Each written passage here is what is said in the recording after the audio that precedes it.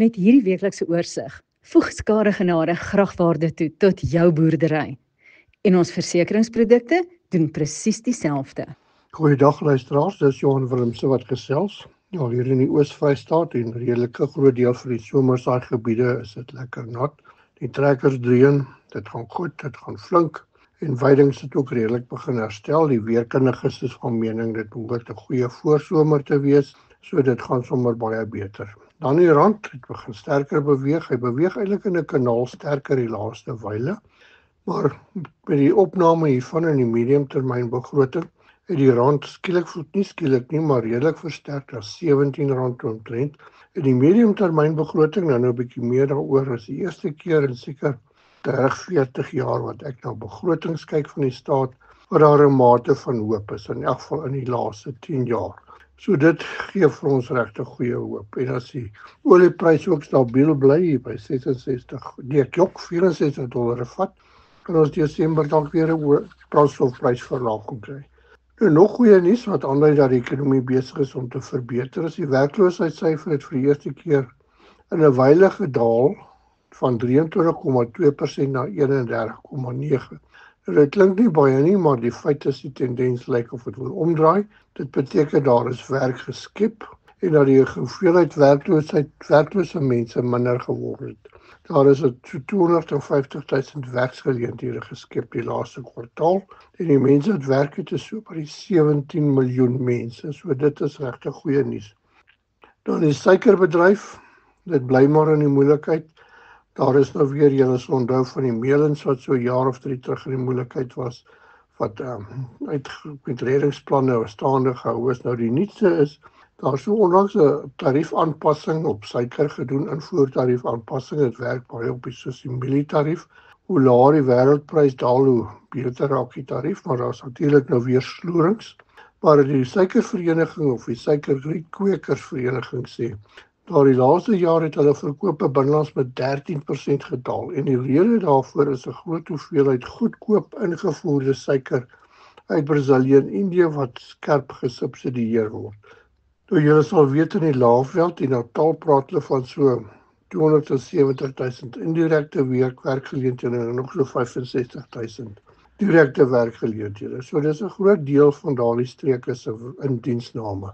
So en natuurlik sê hulle ook die verlies aan die ingevoerde suiker, omdat dit so goedkoop is, omtrent 100.000 ton, het hulle bedryf R760 miljoen gekos.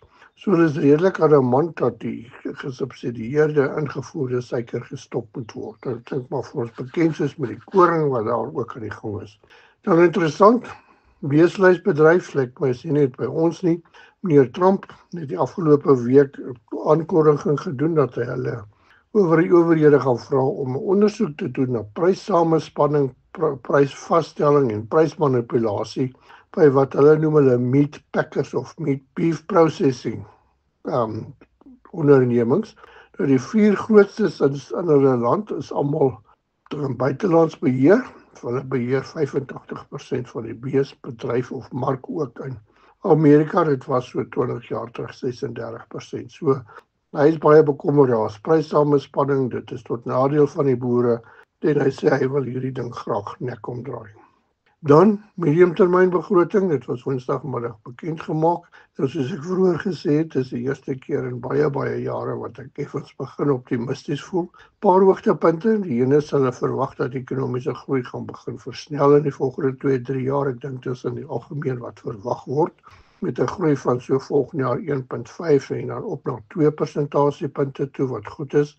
Dan belangrik staatsskuld begin stabiliseer. Nou dit lyk as jy na al die ontledings kyk, die belofte is al 'n jaar of 2 daar, maar dit is regtig baie beter. En dit is ook en daar's 'n surplus op die begroting wat hulle verwag oor so 'n paar jaar. So dis alles baie goeie nuus en dan natuurlik is die staatsskuld stabiliseer en begin effens daal tot verhouding tot die ekonomie, dan daal jou rentekoste ook. Dan belangrik, die minister het aangekondig dat hulle in die Reserwebank ooreengekom het, die nuwe inflasieteiken is 3 persentasiepunte. Dit staan, dis 'n verandering, die vorige een van tussen 3 en 6 persentasie staan al 25 jaar. So hierdie is 'n poging om inflasieverwagtings laag te kry.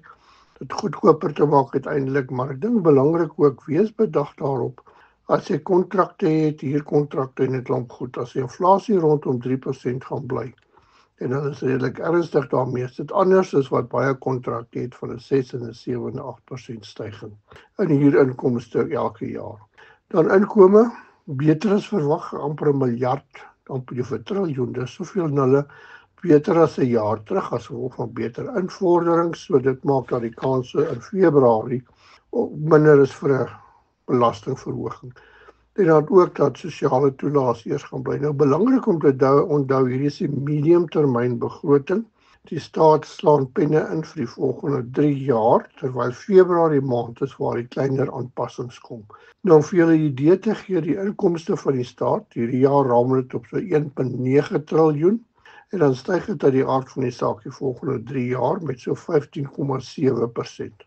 Maar die goeie nuus is, die staatsuitgawes is natuurlik nou meer as die inkomste, maar dit groei net met 7,4% oor 3 jaar. Dis baie minder as die inflasiekoers, dis minder as die inkomste wat hulle verwag om te groei. Daarom natuurlik ook dat die begrotingstekort kleiner gaan word. Hulle verwag dat dit gaan daal van 353 miljard na 272 miljard. Nog steeds het ons staatsskuld van 6,5 miljard. Nee, ek jok vir julle, 6,5 triljoen rand. Nou dis 'n allemintige syfer en dit is besig. Ek wys vir julle hier in die meegaande grafiek 'n opsomming hiervan en ook hoe hulle voorsien dat staatsskuld gaan stabiliseer en laer gaan beweeg in verhouding tot die ekonomie. Nou is natuurlik een van die redes hoekom die rand dadelik begin versterk het. Daar is ook fluisteringe dat ons kredietgradering nie teen Vrydag kan verbeter. So dis alles goeie nuus. Kom ons vat 'n advertensiebreek. Boer jy met pekanneute? Skadegenade bestuur al vir 5 jaar lank boere se haalrisiko op pekanneute baie effektief. Ons taksasieprosedure neem spoelneute en beskadigde neute in die boom in ag. En tellings word herhaal indien neute later afval. Dit maak ons taksasieprosedures van die mees regverdige prosedures in die mark. Kontak ons sommer nou as jy wil aansluit by ons groep tevrede neutboere. Welkom terug luisteraars en natuurlik dankie aan Skadegenade en gesels asseblief met hulle. Dis nou tyd vir oesversekering, haalversekering en ek beloof vir julle, hulle gaan julle baie goeie diens gee en dit wat ek gesien het, 'n redelike besparing op jou premies. En onthou natuurlik, 'n finansierder mag jou nie dwing om by hom versekering uit te neem nie. Dis teen die wet. En daar is heelwat landboubesighede wat dit doen, dit is regtig teen die wet. Goed, Vrydag, wat kom eerste markverslae uit die Amerikaanse regering uit. Dit lyk asof hulle shutdown van hulle federale regering tot 'n einde is. Dis die eerste keer in 6 weke, ek het al gesê, wees versigtig. Ons het blind gery die laaste 6 weke. Daar kan aanpassings in oesgrootes en opbrengste in Amerika wees en dit kan die markte beïnvloed. En dan die mielies Chicago het op 'n relatief hoë vlak begin sywaarts beweeg. Ons wag nou natuurlik vir Vrydag se syfers. Safex het ook begin stabiliseer. Dit lyk of hy die onderste punt begin sywaarts beweeg. Wit mielies hier rondom 3600 en geel mielies rondom 3500. Nou uitvoere loop ook goed. In totaal amper 1 miljoen ton uitgevoer. Geel mielies 450.000. Nou interessant, die meeste is Vietnam, Taiwan en Korea. En dan natuurlik die baie suksesvolle Zimbabwe met hulle landboubeleid het nou sommer skielik alweer 80.000 ton geelmielies ingevoer, want hulle tekort het. Geelmielie uitvoere ook so by die 500.000 ton en die grootste meerderheid gaan na Zimbabwe toe. Nou ja, ons sal nie verder daaroor uitbrei nie en dan so 66.000 ton na Venezuela. Sojabone, Amerika het skerp gestyg die laaste ruk. China wat begin koop het help ook om dit op te druk. Nou begin sywaarts beweeg by ons. Safex soja ook begin sywaarts beweeg hier rondom 7200, 7300 en die somme wat gemaak word dui daarop dat so 3 na 400.000 ton by die hawens uitgevoer gaan word in die volgende jaar of res van die bemarkingsjaar en dan bly daar nog genoeg oor vir die nuwe seisoen. Sonneblomsaad, onthou die plantvoorneme is amper 20.000 hektaar minder. Dit stel die prys op die oomblik hier by 10.300, 10.400, maart volgende jaar hier by 9.600. Dit lyk of die internasionale planteoliepryse bietjie wil laer kom. Dis hoekom dit lyk of maart volgende jaar se sonneblom effe goedkoper kan raak. Dan die koringoes redelik ver gelewer. Pryse lê by die R5.770 per ton. Weskaap boere se somme klop natuurlik. Die maak wil graag hier weer 'n waarskuwing rig. Oppas om te stoor. Alles dui daarop dat in die volgende maande gaan Safex koringpryse sywaarts beweeg. Daar is reg min skokke op die horison van die prys skerp en gaan dat opgaan. Stoorkostes en verlies aan rente gaan maak die som. Jy praat van R300-500 per ton styging oor 'n jaar voor die begin gelykbreek. So die prys steek vas, wees versigtig. Aardappelpryse ook begin herstel, so R60 per 10 kg sakkie, en dit kom nou hoofsaaklik uit die Limpopo uit. Dan boere vra die laaste tyd vir my, hoe lyk die vooruitsig van besproeiing in die besproeiingsgebiede? Nou, miskien moet net eers die agtergrond gee, dit gaan oor pekanneute, maar die dilemma is, die ouens sê vir my, die hoë elektrisiteitkostes, die mieliekoringrotasie werk nie, want onthou nou die mieliepryse die laaste jaar met 40% gedaal. Die koringprys is op 'n plek wat nie baie gemaklik is nie, en die ouens sê vir my, die groot besproeiingsboere daar, hulle moet baie ernstig kyk na aanpassings, want buite die wisselvallige pryse klop hulle somme nie. Elektrisiteit vreet hulle wins weg. Nou dit bring mense natuurlik by die opsie van permanente gewasse soos neute. In my eie mening dink ek pekanneute is 'n goeie roep.